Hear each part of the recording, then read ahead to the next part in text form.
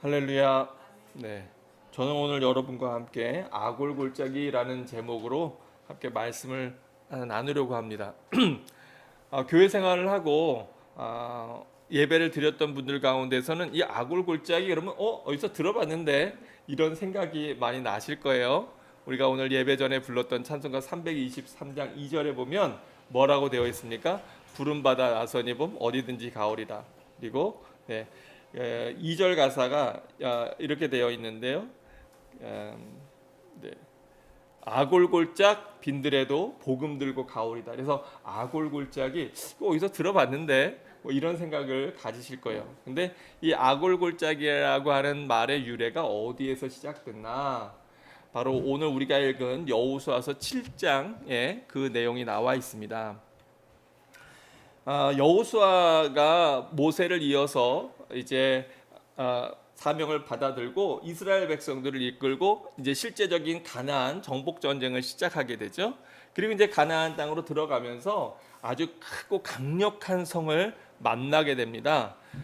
여리고라고 하는 성을 만나게 되는데요. 이 성은 굉장히 크고 또 방비도 잘 돼 있어서 이것을 공격해서 무너뜨린다고 하는 것이 너무나 이스라엘 백성들에게 큰 마음의 짐이었는데, 그런데 하나님께서 정말 이스라엘 백성들이 힘 한번 쓰지 않고 하나님의 방법으로 여리고 성벽을 그 말씀에 말도 안 되는 방법으로 말씀하시고, 그리고 그 말씀을 순종하게 됨으로 말미암아서 여리고 성벽이 무너지고 여리고 성을 차지하는 놀라운 사건이 일어나게 되죠. 이제 그렇게 되고 오늘 7장에 들어서면서 이제 그 다음에 맞닥뜨리게 되는 성이 아이성이라고 하는 곳이에요. 무슨 성이라고요? 아이성.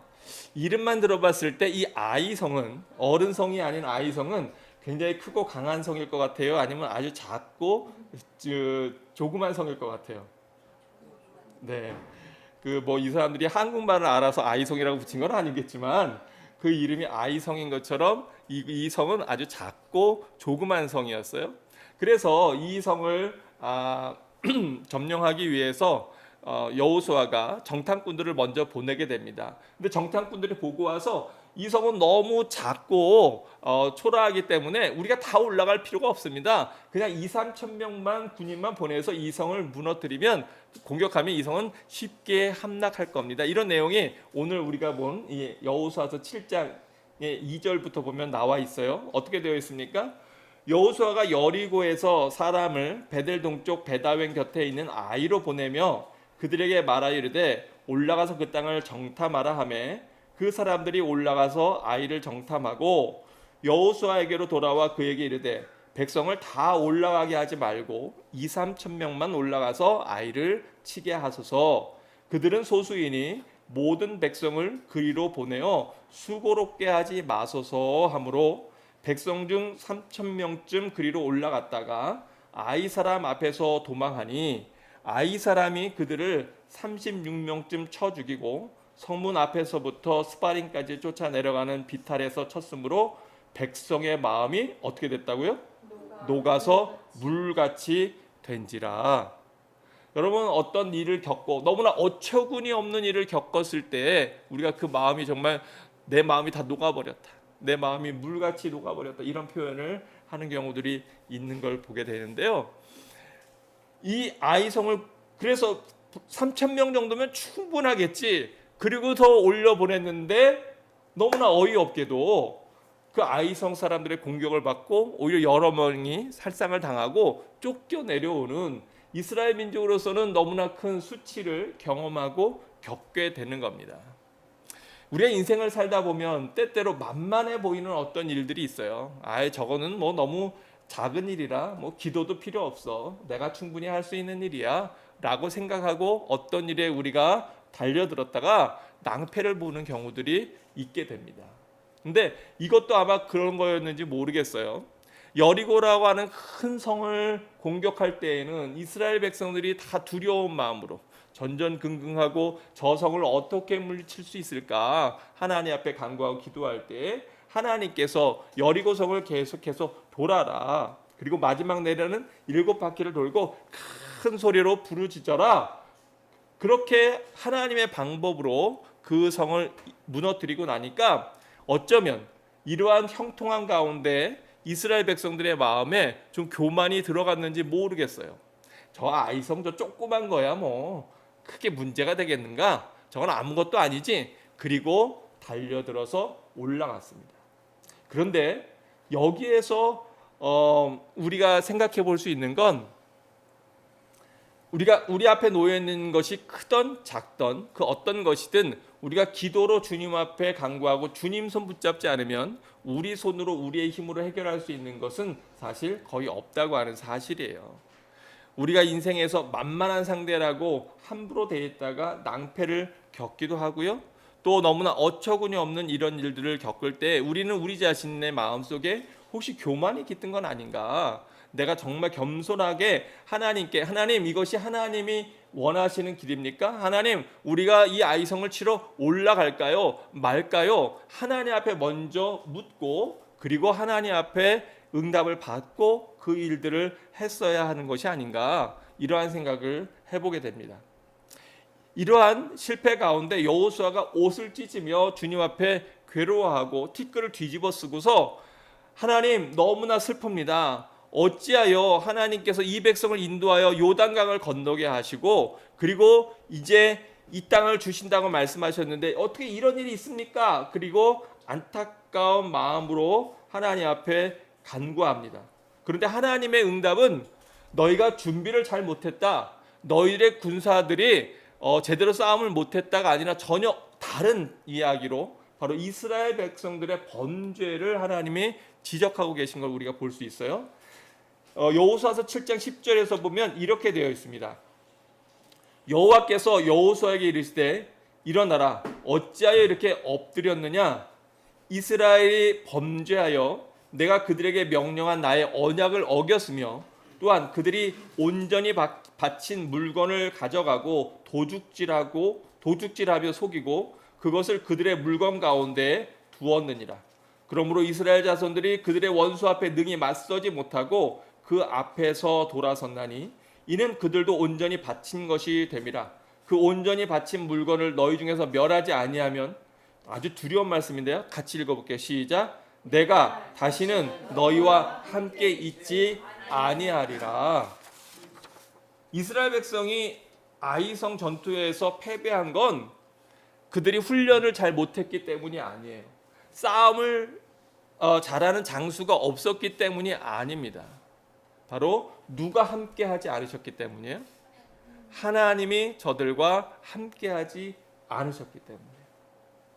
우리가 인생에서 때때로 여리고 성과 같이 큰 문제들이 우리 앞에 나타날 때는 우리가 하나님 앞에 간구하고 기도합니다. 내 능력으로 내 힘으로 감당할 수 없으니까 하나님 이거 좀 도와주세요. 하나님이 함께 해주세요. 그리고 하나님 앞에 간구합니다. 그럴 때 하나님께서 놀라운 방법으로 그 문제들을 해결해 주시고 오히려 더 복된 길로 인도해 주시고 이끌어 주신 것들을 우리가 종종 경험하게 되죠. 그런데 우리가 위험할 때는 언제냐? 바로 우리가 그렇게 승리하고 큰 것을 뭔가를 얻고 그 이후에 평안할 때 우리의 마음이 높아졌을 때 자칫하면 우리가 하나님 앞에 나아가 무릎 꿇고 간구하고 기도하는 것이 약화될 수 있다고 하는 사실이에요. 이스라엘 백성들도 어쩌면 그 마음에 이 성은 조그만 거니까 그리고 만만하게 생각했을 것입니다. 우리들도 우리 인생을 살아가면서 때로는 사람이 큰 것에 걸려 넘어지는 게 아니에요. 아주 사소한 작은 것 그런 것에도 그 사람이 걸려 넘어지고 그것으로 인해서 여러 가지 어려움을 겪게 되는 경우들이 훨씬 더 많습니다. 그러니까 우리 사랑하는 성도들은 싸움에서 또는 세상에서 살아가면서 어떤 문제들을 만날 때 그것이 크든 작든 주님 앞에 늘 간구하고 기도하는 그러한 여러분 되시기를 주님의 이름으로 축원합니다. 아무리 작은 것이라도 하나님이 함께 하시지 않으면 오히려 그 일이 우리에게 올무가 될 수 있어요. 여기서도 하나님이 뭐라고 말씀하십니까? 바로 너희 안에 심각한 범죄가 있었기 때문에 그래서 내가 승리를 허락하지 않은 것이다. 여러분이 인생 살다가 너무나 어처구니 없는 일에 걸려 넘어지는 일이 생긴다면 여러분 다시 한번 하나님 앞에 무릎 꿇고 하나님 앞에 간구해 보십시오. 혹시 여러분 가운데, 여러분의 삶 가운데, 여러분의 가정 가운데, 여러분의 공동체 가운데 해결되지 않은 어떠한 죄가 있는 것은 아닌지 우리가 우리 자신을 다시 돌아볼 때 우리가 성결한 마음으로 성결한 삶으로 주님 앞에 나아갈 수가 있을 것입니다. 그래서 하나님이 말씀하신 대로 이스라엘 백성들이 이제 제비 뽑기를 하게 됩니다. 이게 대체 무슨 일인가? 여러분 그 많은 사람들 가운데 이걸 찾을 수가 없잖아요. 그래서 제비를 뽑습니다. 그래서 지파들 보고 다 나오라고 그래요.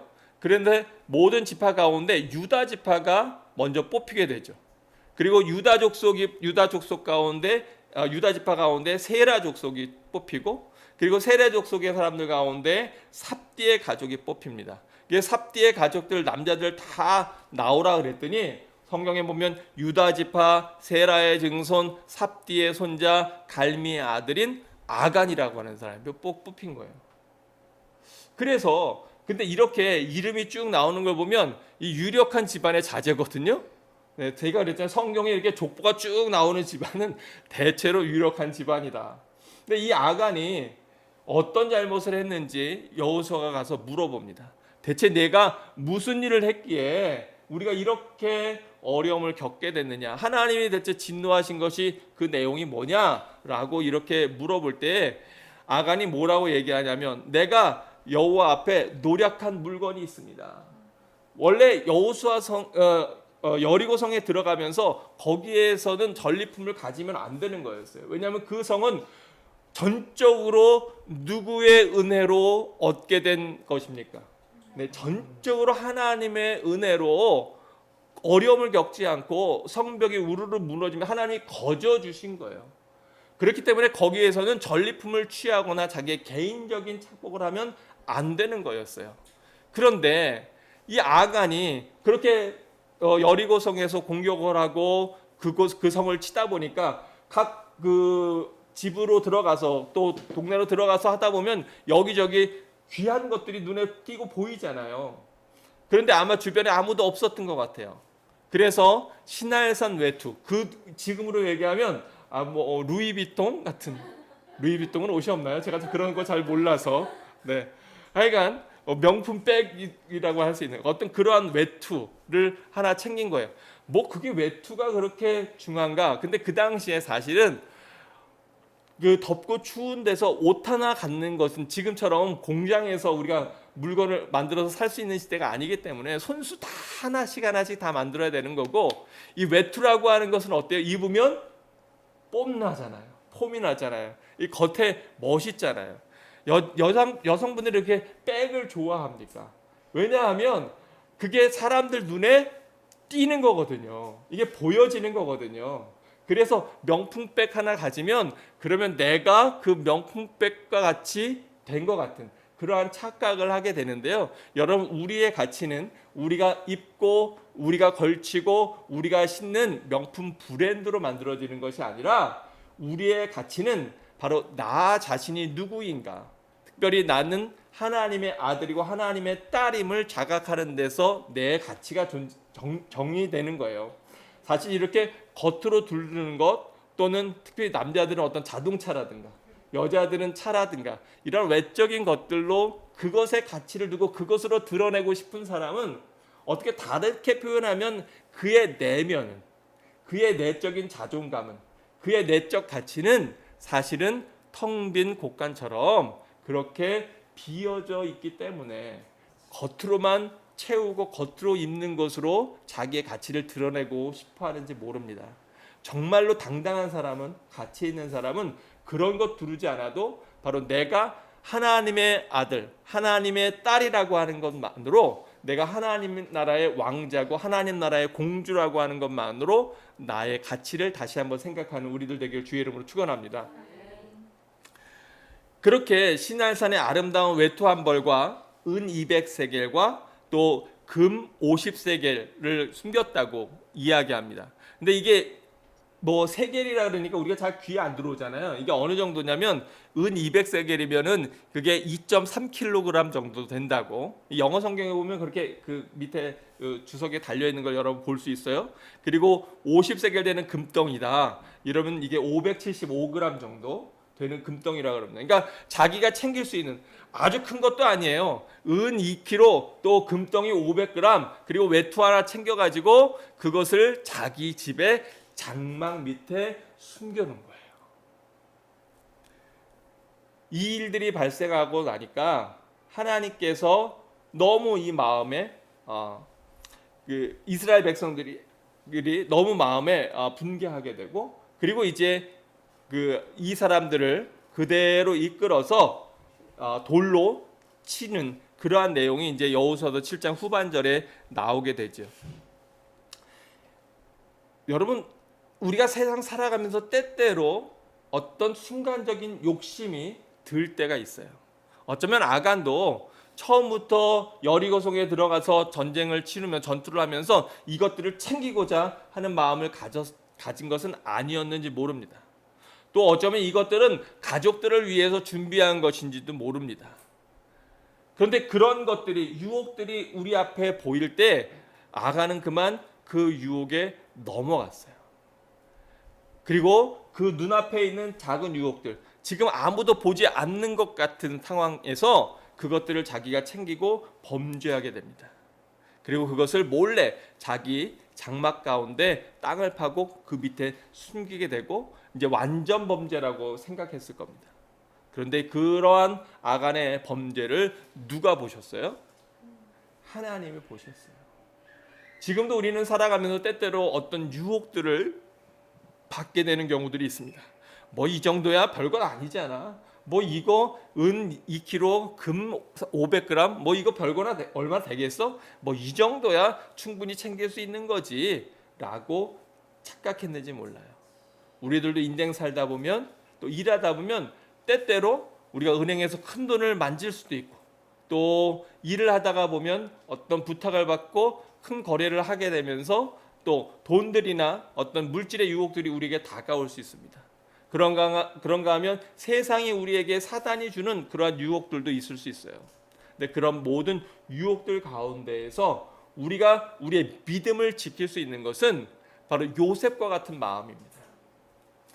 보디발의 아내가 요셉을 유혹할 때 오히려 어쩌면 그 유혹에 넘어가는 것이 요셉에게는 인생 피는 편안한 삶이 될 수도 있는 기회가 된다고 착각할 수도 있었을지 모릅니다.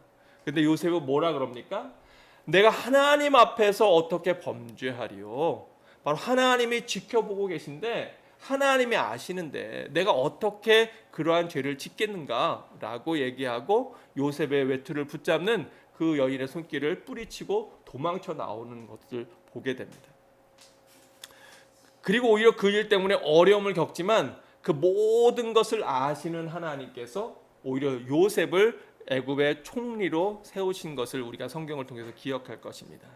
때때로 우리 주변에서 다가오는 유혹들이 있어요. 잠깐 눈 한번 질끈 감으면 나한테 큰 이득이 될 거다라고 하는 유혹들이 있을 수도 있습니다. 그런데 그런 것들에 대해서 우리가 민감하지 않으면 오히려 그것 때문에 우리 전체가 망하고 마는 그런 어려움들을 우리가 겪을 수도 있다고 하는 거예요.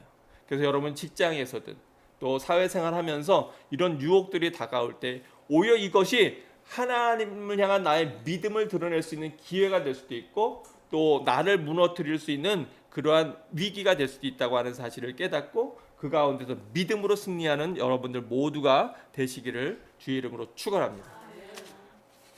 그래서 오늘 우리가 읽은 본문 말씀이 바로 이 내용들인데 오늘 본문 7장 24절에서부터 보면 어떻게 되어 있습니까? 여호수아가 이스라엘 모든 사람들과 더불어 세라의 아들 아간을 잡고 그 은과 그 외투와 그 금덩이와 그의 아들들과 그의 딸들과 그의 소들과 그의 나귀들과 그의 양들과 그의 장막과 그에 속한 모든 것을 다 완전히 이끌고 아골 골짜기로 가서 내가 어찌하여 우리를 괴롭게 하느냐 여호와께서 오늘 너를 괴롭게 하시리라 하고 온 이스라엘이 그를 돌로 치고 물건들로 돌로 치고 불사르고 그 위에 돌무더기가 크게 쌓여 있는데 바로 그 곳을 아골 골짜기라 그렇게 이름 붙였다라고 하는 것이 오늘 우리가 읽은 본문의 말씀입니다. 여기서 보면 우리는 어쩌면 아간만 처단하면 되는 것 아니야? 라는 생각을 가질 수 있어요.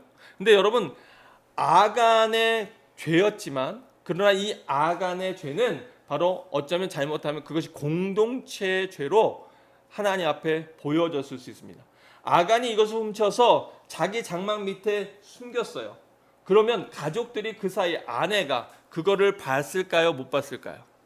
아마도 장막에 그걸 훔쳐고 들어와서 전쟁을 치르고 들어와서는 자녀들도 있고 아내도 가족도 있는데 그 밑에 애들을 치우고 또 놓여 있는 것들을 치우고 그리고 땅을 파고 거기에다가 묻었을 때 가족들이 그것을 봤을 수 있어요. 현명한 아내라면, 지혜로운 아내라면 아간이 그러한 일을 했을 때 하나님 앞에 이렇게 범죄하면 안 된다고, 이것을 정말로 큰 범죄라고 오히려 이것을 자백했더라면, 그러면 이렇게까지 온 가족이 또 가지고 있는 모든 소유들이 다 돌무더기에서 사라져버리는 그런 안타까운 일은 없었을지 모릅니다. 그런데 어쩌면 그 가족들은 그것에 더 좋아하면서 그 불의로 얻은 재물에 더 기뻐하는 마음을 가졌었는지 모르겠어요. 이렇게 모든 것들이 다 하나님 앞에서 척결되고 그리고 그곳에 돌무더기에 쌓였는데 그 이름을 뭐라 그랬냐면 아골 골짜기라. 그래서 이 아골 골짜기가 성경에 등장하게 된 겁니다. 이 아골이라고 하는 말 자체가 뭐냐면 트러블, 고통, 괴로움, 고난 그런 거예요. 그러니까 거기는 고통의 골짜기, 그러한 이름이 거기에 붙어 있는 겁니다.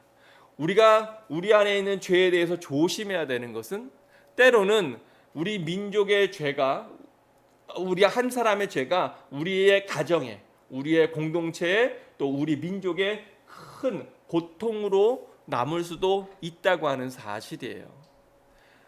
히틀러 한 사람이 온 독일을 잘못된 방향으로 해서 전쟁으로 수많은 젊은이들이 죽고 그리고 또 그 이후로도 엄청난 많은 전쟁의 패전국으로 고통을 겪는 대로 몰아넣었던 것처럼 우리가 지도자를 위해서 기도해야 하는 것도 바로 그 지도자의 잘못된 판단으로 인해서 민족과 나라가 사라지거나 어려움을 겪을 수도 있다고 하는 거예요.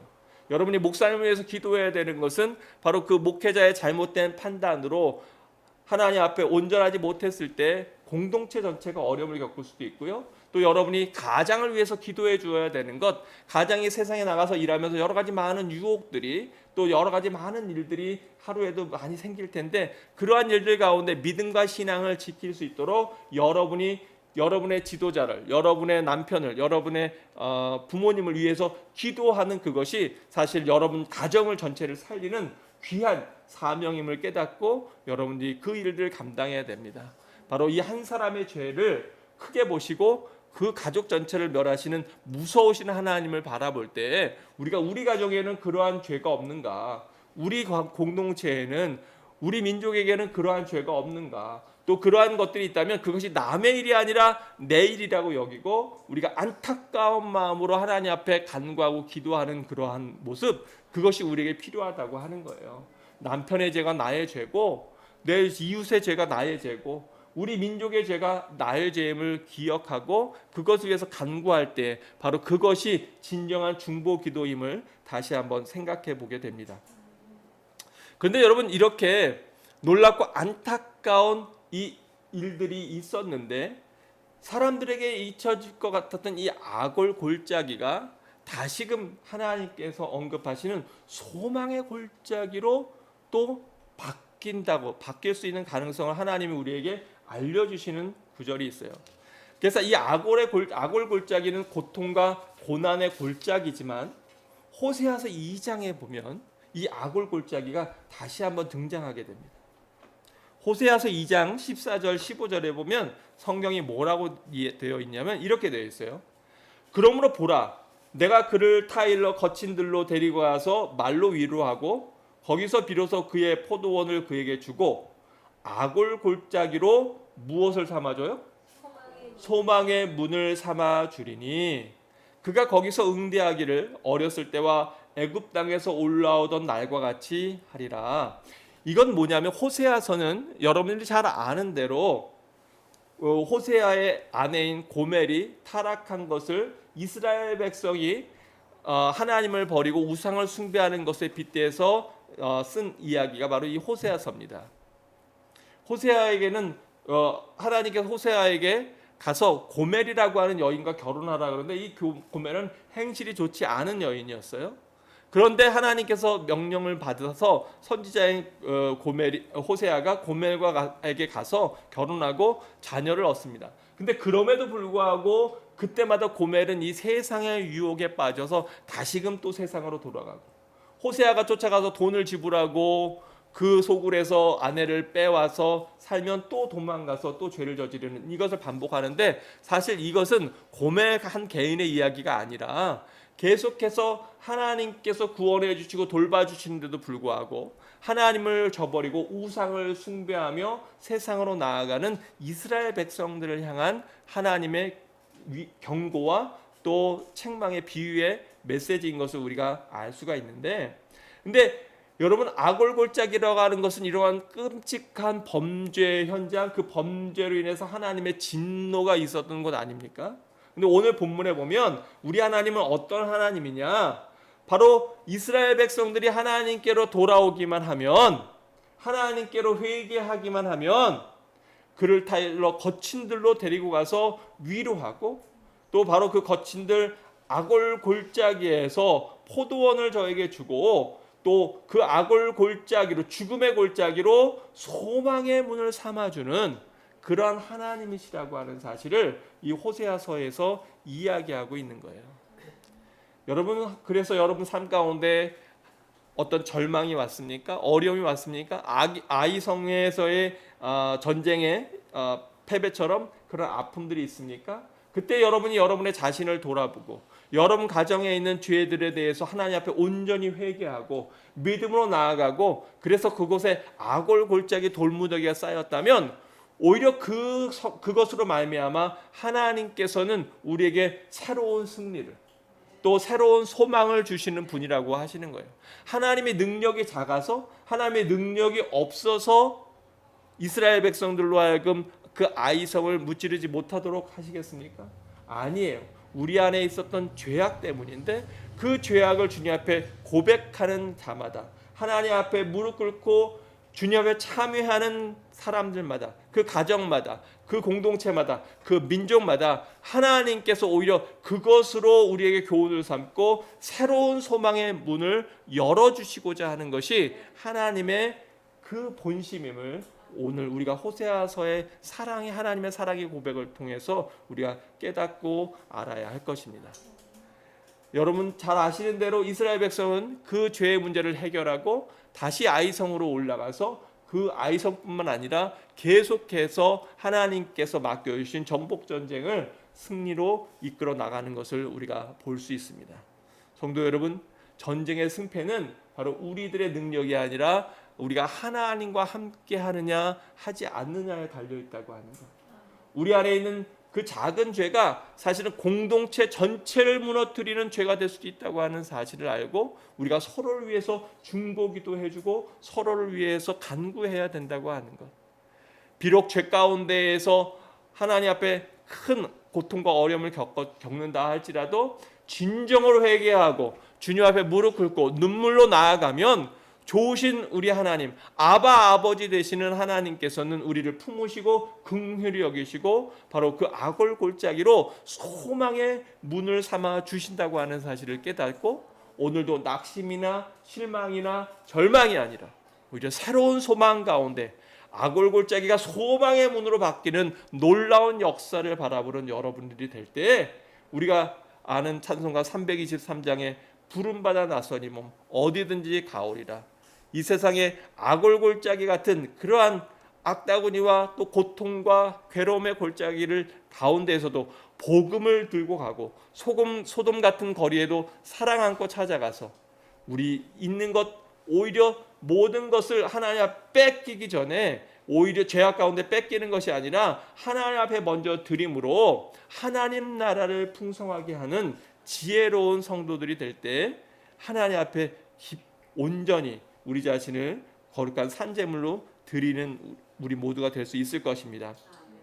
아골 골짜기를 넘어서서 그 소망의 눈을 바라보는 여러분 되시기를 바라고요. 우리 찬송가 323장 2절 찬양, 아골 골짜 빈들에도 복음 들고 가오리다. 혹시 내 주변에 이렇게 낙심과 절망 가운데 있는 사람들은 없는지, 또 죄 가운데에서 허덕이고 있는 사람들은 없는지 우리가 다시 한번 생각하면서 우리가 전도의 사명을 가지고 이 찬양 다시 한번 부르고 기도하는 시간 갖도록 하겠습니다.